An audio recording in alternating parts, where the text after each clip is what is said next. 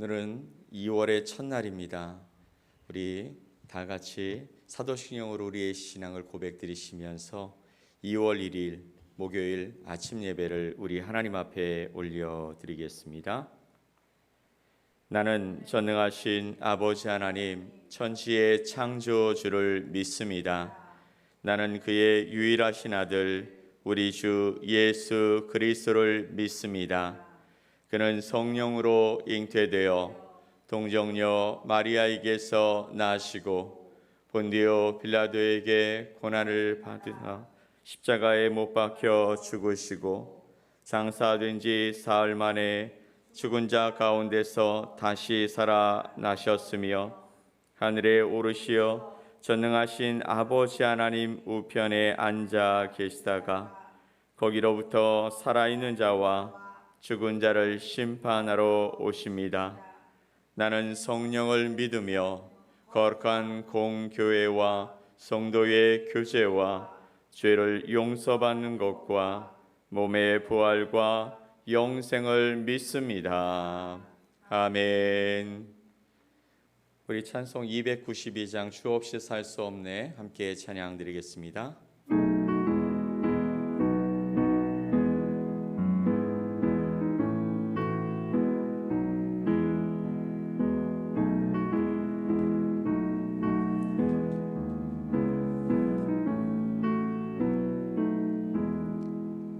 주 없이 살 수 없네 죄인의 구주여 그 귀한 몸의 피로 날 구속하소서 우주의 사랑으로 흘리신 보혈이 내 소망 나의 위로 내 영광 됩니다. 주 없이 살 수 없네 나 혼자 못 서리 힘없고 부족하며 지혜도 없도다. 내 주는 나의 생명 또 나의 힘이라 주님을 의지하여 지혜를 얻으리. 주 없이 살 수 없네 내 주는 아신다. 내 영의 깊은 간구 마음의 소원을 주밖에 나의 마음 네 알아주리요. 내 마음 위로하사 평온케 하시네. 주 없이 살 수 없네 세월이 흐르고 이 깊은 고독 속에 내 생명 끝나도 사나운 풍랑일 때 날 지켜주시니 내 곁에 계신 주님 늘 힘이 됩니다.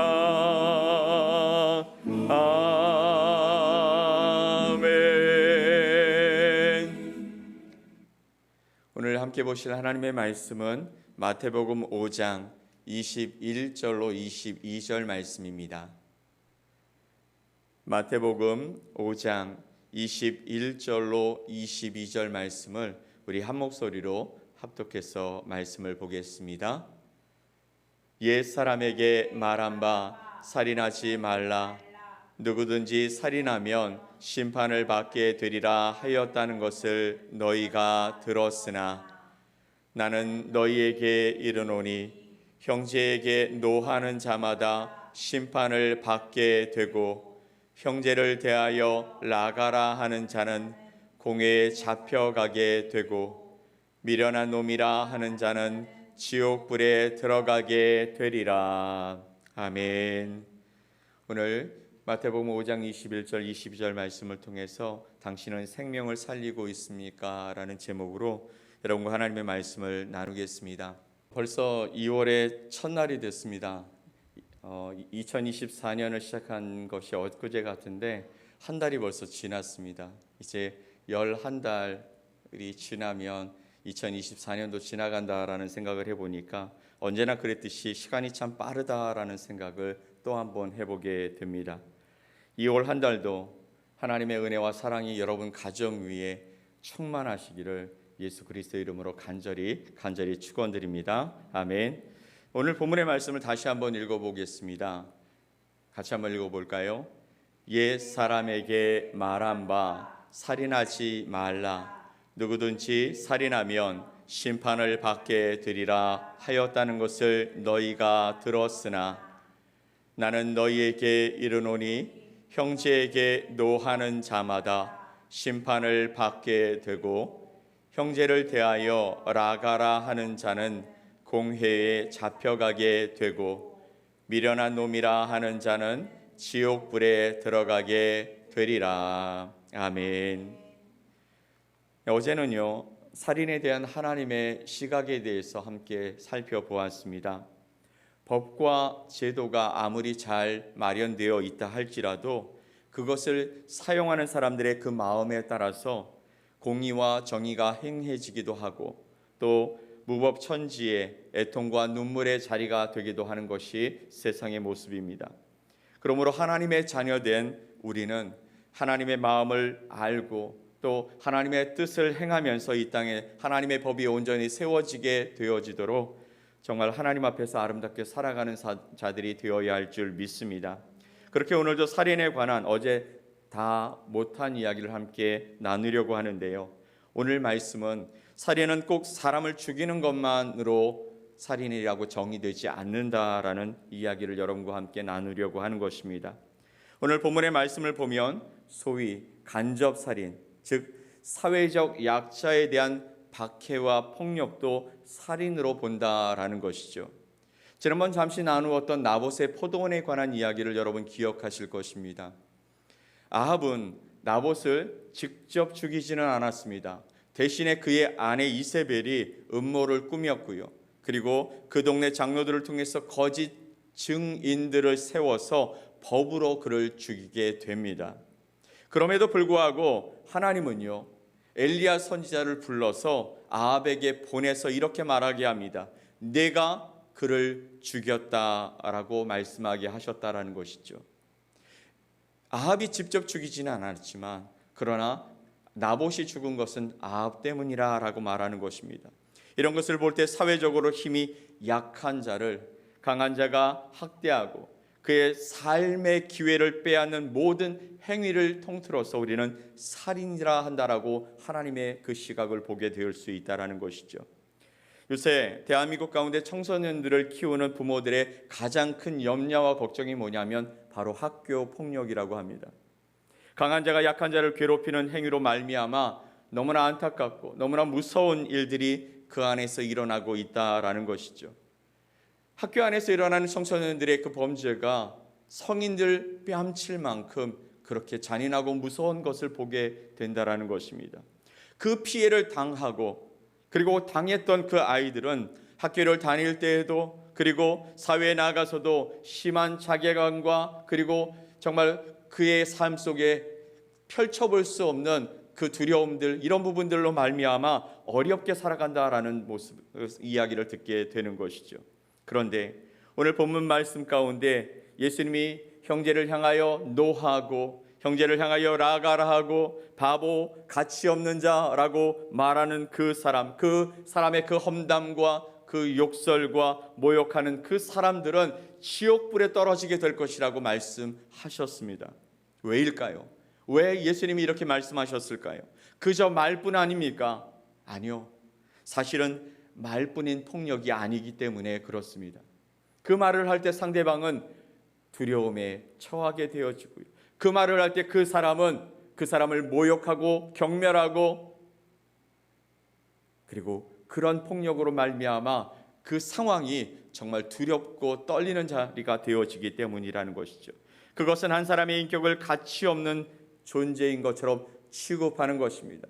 가치 없는 존재인 것처럼 무시하고 또 경멸하고 조롱하는 것입니다. 그래서 결국은 그 사람도 자기 자신을 그렇게 인식하게 만들므로 말미암아 그는 삶의 의미를 상실하게 되어지고 하나님과의 관계를 아예 단절하게 만들면서 아주 사악한 삶이 되어지는 것입니다. 예수님은 이런 행위가 영혼을 죽이는 것, 즉 살인이라 말씀하셨습니다. 사랑하는 여러분, 혹시 여러분을 향해서 누군가 이런 모습으로 여러분을 대하고 있지는 않으십니까? 아니면 반대로 이렇게 심하지는 않지만 내 주변 사람들에게 또 나의 가족들에게 또 직장 동료에게 나보다 못하다고 생각되어지는 외국인에게 이런 말과 행동으로 행동해 보신 적은 없으십니까? 분명히 이것은 잘못입니다. 아니, 이것은 죄입니다. 그리고 예수님 말씀처럼 그것은 살인입니다. 왜냐고요?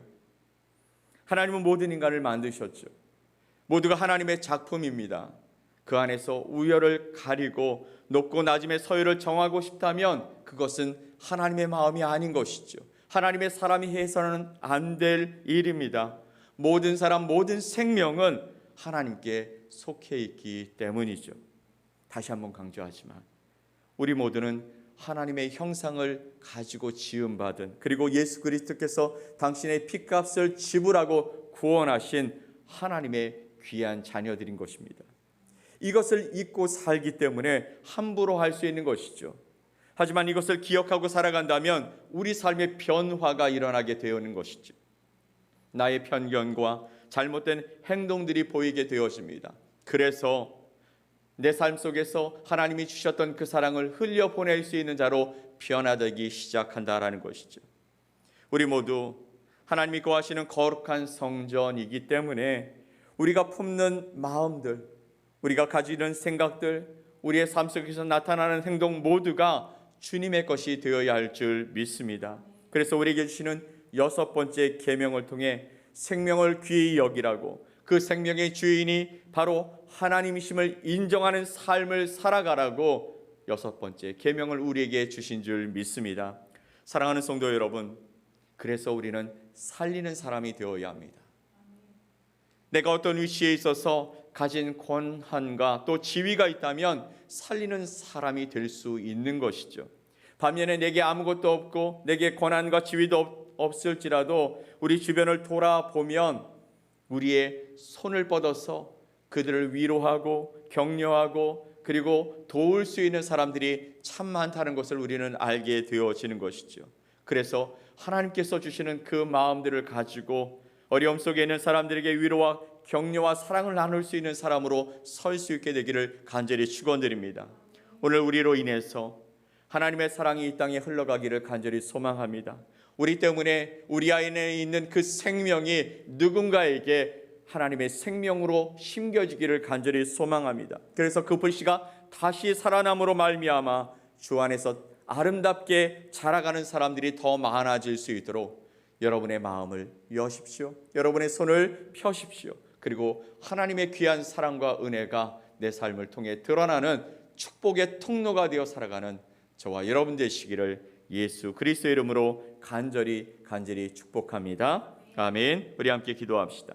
하나님 아버지 감사합니다. 오늘도 우리의 삶에 허락하신 새로운 날을 주셔서 감사합니다. 또한 새로운 한 달을 시작할 수 있게 해주셔서 감사합니다. 주님의 은혜와 사랑 안에서 살아가는 저희들, 우리의 모든 것이 하나님의 것입니다.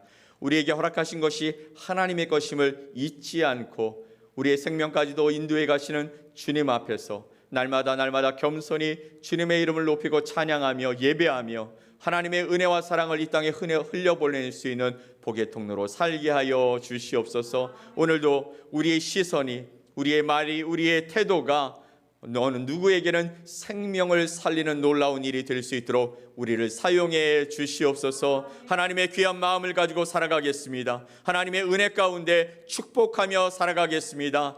하나님께서 우리에게 주셨던 놀라운 사랑을 나누며 살겠습니다. 하나님, 우리를 사용하시고 시시때때로 우리의 입술, 우리의 행동으로 아버지 하나님 자칫 누군가에게 상처되는 일들이 있지 아니하도록, 누군가를 어렵게 만드는 일이 일어나지 않도록 우리를 지켜 주시옵소서. 우리를 통해 하나님께서 일하실 것입니다. 그래서 하나님께서 우리를 통해 한 영혼을 살리고자 오늘도 그들 가운데 세우실 것을 믿고 하나님 앞에서 아름답게 그 일을 감당해가는 복된 하루가 되게 하여 주시옵소서. 그렇게 우리를 인도하실 주님께 감사드리며 예수 그리스도의 이름으로 기도 올리옵나이다. 아멘. 하늘에 계신 우리 아버지여, 이름이 거룩히 여김을 받으시오며 나라가 임하시오며 뜻이 하늘에서 이루어진 것 같이 땅에서도 이루어지이다. 오늘 우리에게 일용할 양식을 주시옵고 우리가 우리에게 죄 지은 자를 사하여 준 것 같이 우리 죄를 사하여 주시옵고 우리를 시험에 들게 하지 마시옵고 다만 악에서 구하시옵소서. 나라와 권세와 영광이 아버지께 영원히 쌓옵나이다. 아멘.